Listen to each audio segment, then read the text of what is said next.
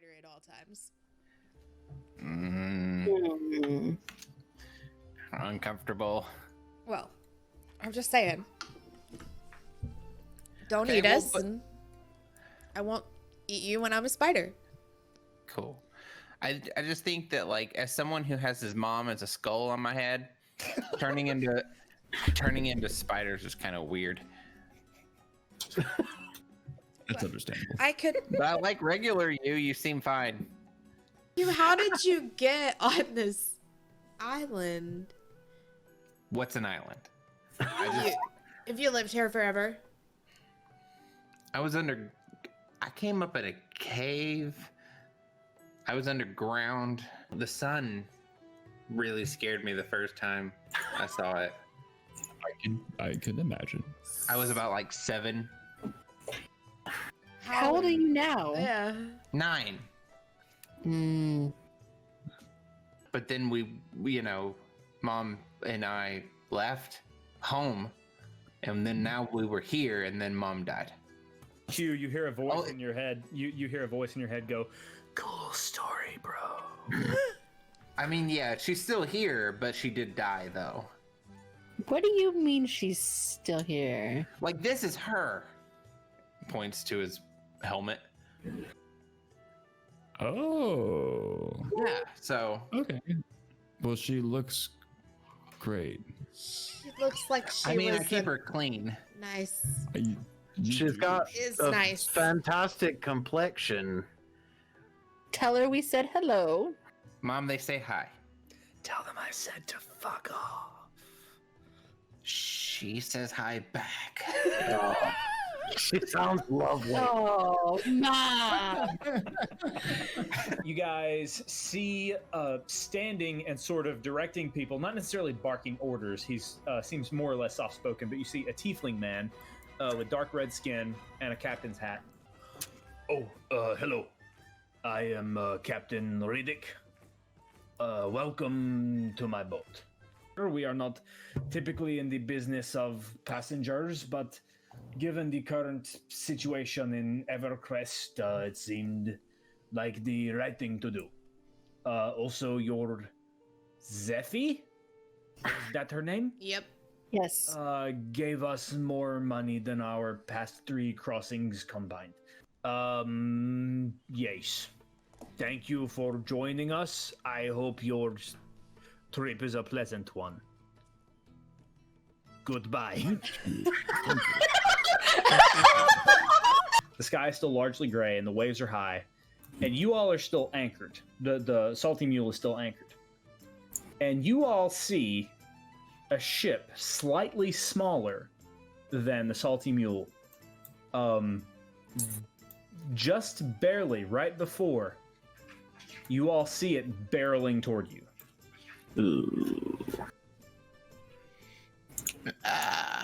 Ahoy! Ahoy! And a smaller sailing ship collided with the Salty Mule, causing repairable damage. Oddly, you were unable to see anyone aboard this rogue ship. Captain Riddick asked you to join him in an investigation in case there was any funny business. On the deck of the abandoned ship, you found some droplets of blood, making a trail to the railing. When you descended into the hull of this abandoned ship, you found 6 mounds of grave dirt, each accompanied by a coffin. Pierce? Is this bad? You have the stakes in the holy water, right? The vampire, this is actually the child that you are shooting at right here. Good. It hits in the sternum, and he looks down, and he looks directly at you. He has your number. Okay. But the vampire is humanoid. Yes. Okay, in that case, I'm going to use my reaction to use my warlock feature that I just gained at this level, called Accursed Spectre. When you say a humanoid, you can cause its spirit to rise as a spectre that gains +3 temporary HP. Roll initiative for the spectre. Holy shit on a stick. And it's on our side now. Are you kidding me? Okay. All right. So yeah, he's right there where he fell. Dwarf, as you explore in this coffin over here, you find a bottle of liquid. It is ink black and as you shake it around, it doesn't behave like any other liquid you've ever seen, but it is absolutely jet black. Let's bring it over to the rest of the group. I'll hold it up. Anybody know what this might be? An hour after dawn, you pull up and anchor at the dock in the city. What are you all doing? Before we would have docked, I am going to change my appearance. I'm going to change into a high elf, and I still have like the essence of Kess. It's like if Kess was like the best version of a high elf that she could be. That's what she is. We've got some dragon chess. We've got some fantasy Monopoly. We've got I Apologize. And if you're interested in the more expensive games that require everyone to have a deck, then we could always do that as well. What's it called? Oh, what is it called? It's called Eel. Tweet at the show with your best pun. And we'll come Eel? back to it next Eel. time. It's called Eel. Eel. Yeah, Go they're all on, knapsack they're all creature. eels. But some of them, they all start out as eels, but then they evolve into different things.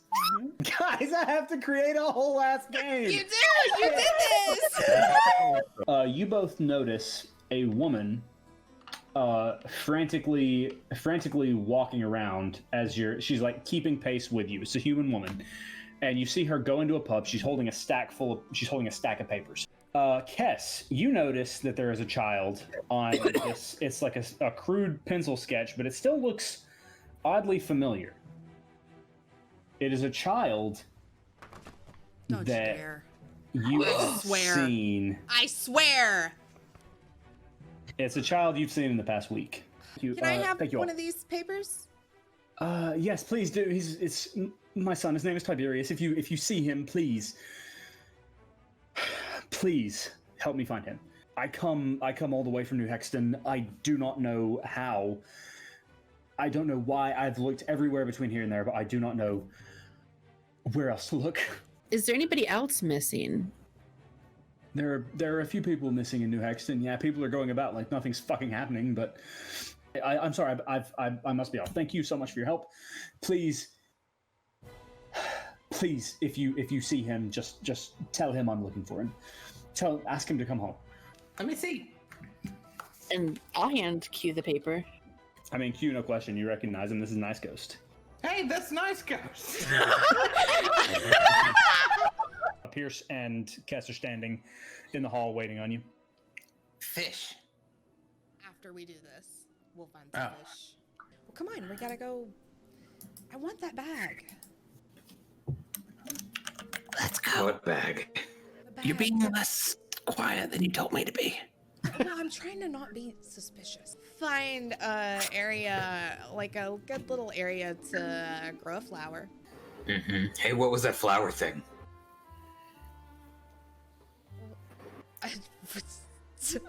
What? What?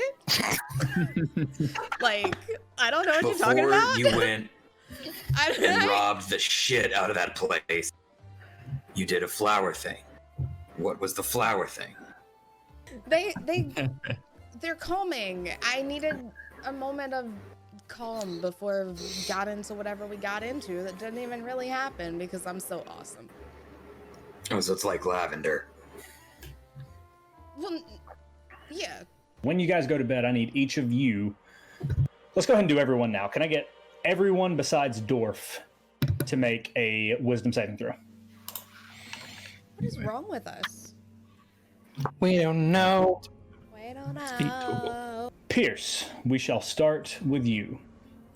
When you go to sleep, you start to hear the sounds in this dream before you actually see anything. There's like twisting metal and scraping as you pick a lock. When your vision does finally clear, it's through the eyes of your teenage self. And you're in a barn that you actually recognize as your father's shop. And you make your way to the back of the barn to a large safe. The door swings open, and there you see a pair of pistols. You grab them, and you remember the power that you felt in that moment. You feel it coursing through your veins. You don't feel invisible anymore. You point the weapon at a bucket across the room and fire. When you do, you have no idea whether or not the bucket shatters. The room fills with smoke. When it clears, you're somewhere else entirely. You are back in the hold of the ship, where you just had your most recent fight. You're face to face with what you can only assume is a vampire, and you have it cornered against the wall. You try to jab a stake into her chest, but you miss entirely, and the stake splinters in two against the wall. The creature grabs you by the head and sinks her teeth into your neck and rips your throat out completely. As you fall to the floor, dying, you feel you're unable to breathe, you're unable to even cough, and you feel the cold metal of the gun's barrel pushing up against your side, both your sides, as you're lying on top of it, like jutting into your skin. And you remember that they're there, but that even they hadn't been able to save you. This exact scene loops through the night, you living and dying over and over again, growing more and more intense each time. Kess, when you dream, you're in a familiar building, a long, well-traveled indoor marketplace. Pierce is walking past you. He ignores you. A crow swoops over your head from behind, and its claws actually scrape the back of your head as it flies over. You watch as it lands 100 yards from you. You approach this crow, and you see that it's landed on a body. The body of a young high elf man dressed in silks. As you approach him, you see a bullet wound in his chest, and you see a white flower with a black iris growing out of the wound. You pick the flower, and when you do, the body bursts into flames. You blink, and when your eyes open, you are back at the entrance of this building, and Pierce is walking past you again. Augustus, you're in your office at the Order of Brambles. You're talking to one of the students you advise. Your teachings have resonated with her more than any other student you've ever encountered. You set your tea down and cross your hands, and you tell her that you are leaving the Order of the Brambles so that you can put your knowledge to use in the world. You walk to your shelf and retrieve a fresh, unused, leather-bound spell book, and you give it to her. In the split second that both of your hands are touching the book, you live for a century as a ghost, as a passenger, following this former student of yours around in her travels. You see the bright young woman before you in a loathsome, miserable existence. You see the spells that will be copied into the spell book and what they'll be used for. You see dark, bleak, horrifying magic that destroys knowledge and life instead of builds it. You see people who will be her victims. You see families, children tortured because of the knowledge that the spell book will hold. All you have to do is stay, and none of what you have seen will ever come to be. This moment loops over and over until you wake up. Just before my watch comes to an end, I'm gonna go just off into the field and grow a flower, and I'm just gonna be like, were you there? Did you see the dreams? Were they dreams? About the time the flower comes up out of the ground, the sun starts to poke over the horizon, and another day has come. I need Kess and Augustus and Pierce to take a point of exhaustion. Grassland sort of ends. You can actually see this township, and there's a feeling of good humor, and there are decorations everywhere. There are streamers and banners and like autumn vegetables with bales of hay arranged into displays. And you begin to realize very quickly that the people in town are preparing for some kind of festival. You notice a mansion on a hill just outside of town that's looming over it. Notice that the sun seems to be dimmer there. There's no foliage on the trees around it. You see limbs blowing in the wind, even though you don't feel any wind here in town. But here, everyone seems like the sun is shining. It's crisp almost, which is weird. Having come from the beach, it almost feels like the seasons are changing. And you actually see like in some part, like over the tops of some of the buildings, you see what appears to be like a Ferris wheel and a roller coaster. You see two people stringing up a banner that says New Hexton Radish Festival. At that point, you're walking through town. Everyone seems to be happy, and you get the vibe that tonight there's going to be a party, and that is where we're going to call it tonight's session.